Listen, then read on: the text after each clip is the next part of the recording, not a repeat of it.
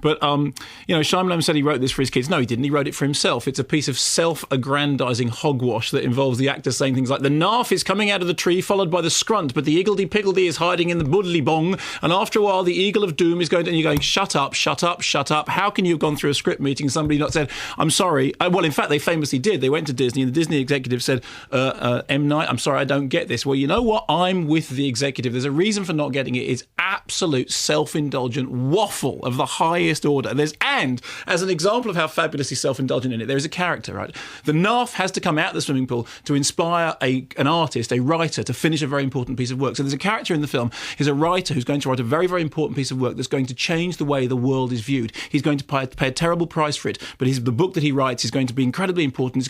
And M. Night Shyamalan, who shall I get for this Christ-like role? Shall I get Mel Gibson? No, he's busy. Shall I get Laurence Olivier? No, he's dead. I know. I shall play it myself. He casts himself as the saviour of the world. And if you thought his acting was not great in the cameos that he's done in his previous films, I mean, this is just intergalactically poor. It's like a director's...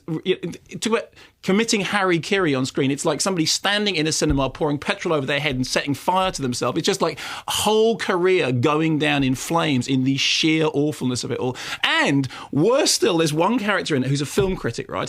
And the film critic is really horrible and really nasty and doesn't understand anything. And whilst this fairy tale about scrunts and igaboos and biddly bongs and booty buns are going on, this film critic doesn't get anything. And so he meets a very, very nasty end. It's a way of M. Night saying, look, the thing is, I'm a suffering artist and none of you film critics understand. Well, excuse me, actually, the people who've been saying your movies were good up until now were the film critics. It was the film critics saying that The Sixth Sense was a great movie that kind of put you in this position in the first place. And now, don't come complaining to me when you have got this absolutely idiotic script that nobody in their right mind would turn into a movie. And it's like, oh, well, the thing is, no one understands. I mean, it is the most appalling sort of martyr complex thing. And I mean, I like him as a filmmaker. I like The Village, actually. I think Bryce Dallas Howard is really good in The Village, and that you keep thinking there has to be a twist, right? He cannot possibly have written a story this stupid, this inane, this absolutely facile. And then you get to the end of the movie and there is no twist. It's like, no, he really does think he's the second coming. He really does think he's terribly misunderstood by the rest of the world. And he really is as stupid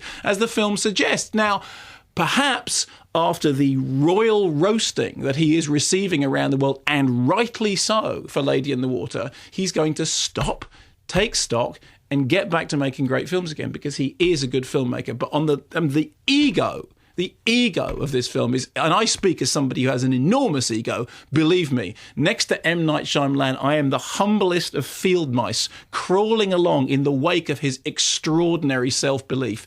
It's awful.